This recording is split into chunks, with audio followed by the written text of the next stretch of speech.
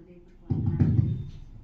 దేవుని సాక్షిగా నిలబెట్టుకున్న విధానాన్ని బట్టి దేవుని ఎంతో కృతజ్ఞతాస్తుతులు చెల్లిస్తున్నాను.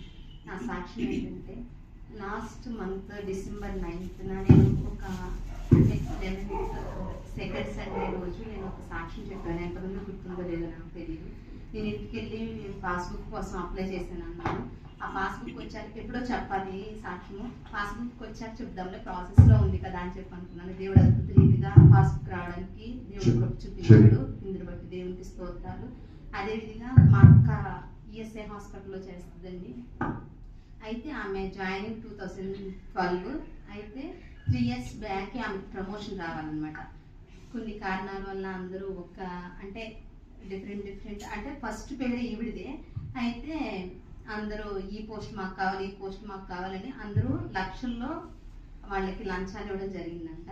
కానీ ఒకటే అనింది మా అక్క, చాలా మంది రికమెండేషన్లు పెట్టుకుంటున్నారు, అందరూ చాలా ఇదిగా చేస్తున్నారు, నా పేరు వంతు అయితే ఫస్ట్ పేరు అయితే ఓటీలో రావాలి, మరి దేవుడు నాకు ఏది ఇస్తాడో తెలియదు, ప్రార్థన చేద్దాము, ప్రార్థన చెయ్యి అని చెప్పి అన్నప్పుడు నేను ఒకటే అన్నా, దేవుడికి మనల్ని సృష్టించిన దేవుడికి మన మనస్తత్వం తెలుసు, మన శక్తి ఏంటో తెలుసు కాబట్టి మనకి ఎక్కడ ఆయన పోస్ట్ వేయాలో ఆయనకు తెలుసు కాబట్టి ఇస్తాడనంటే అందరూ మనీ ఇస్తా ఉన్నారంట. మేము ఒక్కటే ప్రార్థన చేస్తున్నాం.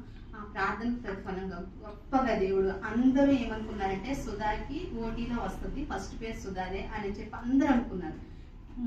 14th రోజు అద్భుత రీతిగా దేవుడు లాస్ట్ ఉన్న పేర్లన్నీ ఓటీకి వేసాడండి. మా అక్క పేరు తీసుకొచ్చి సిఎస్డీలో వేశారు.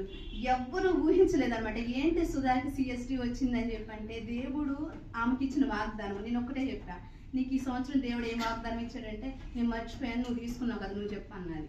అంటే దేవుడు తను ప్రేమించు వారి ఎడల ఆయన క్రియలు ఆశ్చర్యములు, అవి కంటికి కనిపించవు, చెవికి వినిపించవు, హృదయానికి గోచరం కావు. మనుషులు మన గురించి ఒక అంచనా వేయొచ్చు, కానీ దేవుడు తను ప్రేమించు వారి ఎడల ఆయన కార్యములు అద్భుత రీతిగా ఉంటాయని దేవుడు ఆ వాగ్దానము మా అక్క జీవితంలో నెరవేర్చినందుకు దేవునికి స్తోత్రాలు.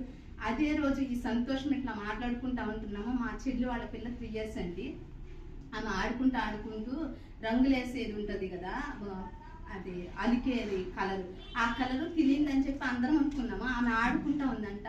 ఇక మా చెల్లి మా అక్క డ్యూటీలో ఉంటే మా అమ్మ చెప్తే ఇక ఆ పిల్ల డ్రౌజీగా ఉందని చెప్పి హాస్పిటల్ తీసుకెళ్తే డాక్టర్స్ 48 hours అబ్జర్వేషన్లో పెట్టాలి, వాష్ ఇస్తాము, మేము చెప్పలేము, ఇప్పుడైతే బాగానే ఆడుకుంటుంది కానీ 6 hours గడిచిన తర్వాత కానీ ఆ పిల్ల గురించి చెప్పలేమంటే మా చెల్లి పుట్టినప్పటి నుంచి బ్లడ్ టెస్ట్ కూడా చేయలేదు ఆ పిల్లకి. ఎందుకంటే గుచ్చుతారు హాస్పిటల్లో, నేను చాలా మందిని చూస్తున్నాను కాబట్టి ఆ పిల్లకి ఒక్క సూది కూడా పడకూడదని ప్రార్థనే చేసుకుంటా ఉండేది, దేవుణ్ణి అడుగుతూనే ఉండేది. ఆ పిల్ల ప్రెగ్నెంట్గా ఉన్నప్పుడు కూడా దేవా మా చెల్లికి బాబునివ్వనంటే మా చెల్లి కూడా అదే ప్రేర్ చేసుకుంటే దేవుడు వాగ్దానం బైబిల్ తీసి ప్రేర్ చేసుకుని వాక్యం చదివితే లేడులు వీను కాలం నీకు తెలుసా, దూడలు వీను కాలం నీకు తెలుసా, అవి ఏమీ తెలియదు కదా, నీకు నేనేమి ఇవ్వాలో నాకు తెలుసు అని చెప్పి ఆ బిడ్డ జీవితంలో ఆ కార్యం చేశాడు. పాప పుట్టింది. తర్వాత చూస్తే ఆ పిల్ల పేరు, ఆ పిల్ల గురించి కూడా నేను ఈ సంవత్సరం వాగ్దానం తీసినప్పుడు మా అక్క చాలా భయపడిపోయి అడిగింది అనమాట, ఇలా జాయిన్ చేయమంటున్నారు, నీ ఒపీనియన్ ఏంటంటే ఫస్ట్ బాగా అరిసేసాను. తర్వాత అన్నాను ఏం కాదు, ఆ పిల్ల వాగ్దానం దేవుడు నెరవేరుస్తాడు, పర్వతములు తొలగినను మెట్టలు తత్తరిలను ఆయన కృప, నా కృప నీకు చాలా ఇచ్చాడు, మీరేం భయపడొద్దు, ఇంటికి తీసుకెళ్ళిపోండి, అన్నం పెట్టండి. డాక్టర్స్ 48 hours అంటున్నారు, 6 hours దాటిన తర్వాత ఎట్లా అంటున్నారని చెప్పినప్పుడు ఒకటే ప్రార్థన చేసాము. దేవుడు అద్భుత రీతిగా 48 hours కాదండి, 14వ తారీఖున ఈ విషయం జరిగింది.